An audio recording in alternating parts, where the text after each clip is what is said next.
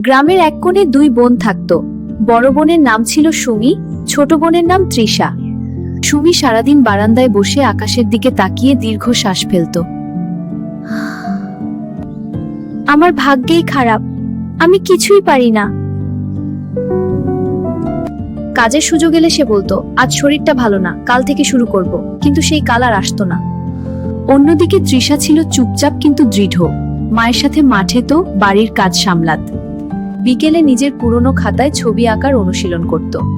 রাত জেগে মাটির রং দিয়ে আলপনা আঁকত, পুরনো কাগজে ডিজাইন বানাতো। গ্রামের মানুষ হাসতো, এই আঁকিবুকি করে কি হবে? তৃষা কিছু বলতো না।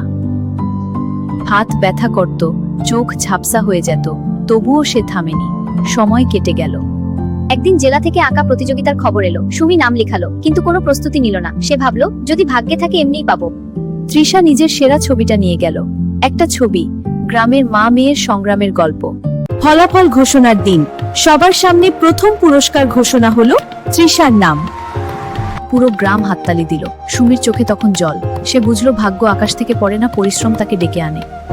সেদিন থেকে সুমিও বদলাতে শুরু করলো, কারণ স্বপ্ন সবারই থাকে, কিন্তু তাকে সত্যি করে তোলে শুধু পরিশ্রম। এমন আরো ইমোশনাল গল্প পেতে লাইক, শেয়ার আর সাবস্ক্রাইব করে পরিবারের একজন হয়ে যাও।